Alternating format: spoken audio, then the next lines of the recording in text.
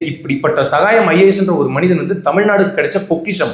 உலக தமிழர்கள் கொண்டாடப்பட வேண்டிய ஒரு ரியல் ஹீரோ. ஆனா நம்ம மக்களுக்கு பிரச்சனை என்ன அப்படின்னா, என்னைக்குமே ரியல் ஹீரோவை கொண்டாடுவோமே தவிர ரியல் ஹீரோவை கொண்டாட மாட்டோம். ஒரு சினிமாக்கு போவோம், படத்தை பார்ப்போம், அந்த படத்துல பேசக்கூடிய டயலாகுக்கு நம்ம ஆரவாரம் எழுப்பி கைதட்டி விசில் அடிப்போம். ஆனா உண்மையிலேயே ஒரு ரியல் ஹீரோ பல மேடைகள் அவர் பேசியிருக்கிறாரு, பல நல்ல கருத்துக்களை சொல்லியிருக்காரு. பிஹைண்ட் வுட்ஸ்ல அவர் வந்து அவார்டு வாங்குறாரு. அப்ப அவர்கிட்ட கேட்கறாங்க, இந்த மாதிரி வந்து நீங்க வந்து உங்க வாழ்க்கையில மிகப்பெரிய அங்கீகாரமா எதை கருதுறீங்கன்னு கேட்கும்போது அவர் சொல்றாரு, 20 வருஷத்துல 26 டிரான்ஸ்பர் நான் வாங்கியிருக்கேன். ஆனா ஒரு முறை கூட அவங்க என்னைய மாற்ற முடிஞ்சதே தவிர என்னுள் இருந்த நேர்மையை மாற்ற முடியல அப்படின்னு சொல்லி ரொம்ப பெருமையாவும் கர்வத்தோடய அவர் பேசினாரு.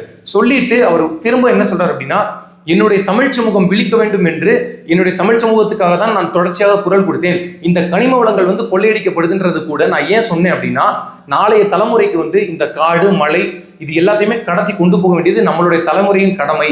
அதை தான் நான் செஞ்சேன். ஆனா நான் தனி மனிதனை போராடினதுனால இது வெகு விரைவா மக்கள்கிட்ட போய் சேரல அப்படின்னு அவர் ரொம்ப வருத்தப்பட்டு பேசினாரு.